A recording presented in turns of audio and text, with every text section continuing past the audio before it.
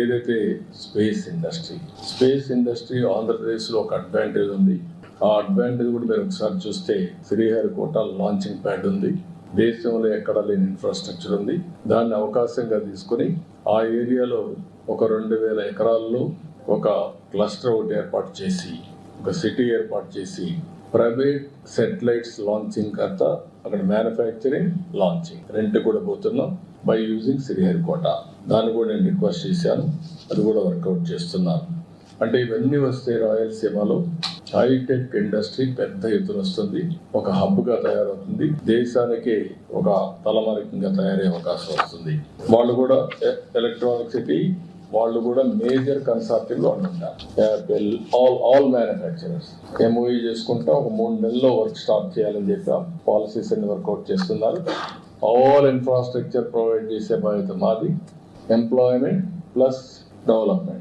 ఎందుకంటే ఒక పక్కన ఆ ఏరియాలో మీకు పెద్ద advantage Bengaluru airport, air cargo, see cargo, Krishnapatnam port, road కూడా ఉన్నది బెస్ట్ రోడ్.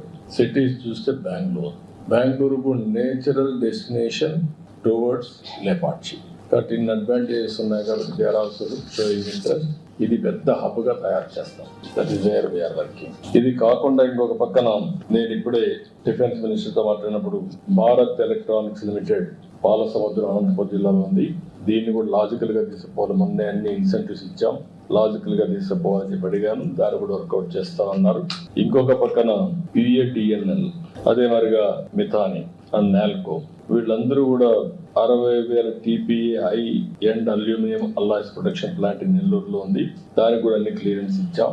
దాన్ని తొందరలో అమలు చేయమని చెప్పి రిక్వెస్ట్ చేశాను. ఇంకొక పక్కన ఇవి కాకుండా ఏదైతే మనకు నాగాయలంక ఇప్పుడు మిసైల్ టెస్ట్ రేంజ్ మొన్నే ఇచ్చారు. అంత మునిపే మిసైల్ టెస్ట్ రేంజ్ ఫెసిలిటీస్ సూర్యలంకలో వచ్చాయి. ఈ 2 వచ్చిన తర్వాత డోనకొండ ఎయిర్ స్పేస్ తయారు చేయడానికి ఎయిర్ ఫోర్స్ ని IAF అని తీసుకోమని అక్కడ డెవలప్ చేయమని కోరాం. ఒక స్ట్రాటజిక్ లొకేషన్ గా తయారవుతుంది. దీన్ని కూడా ఆయన కోరడం జరిగింది. దానికి కూడా ముందుకు వచ్చే పరిస్థితి కోసం తొందరగా చేస్తా ఉంటున్నారు.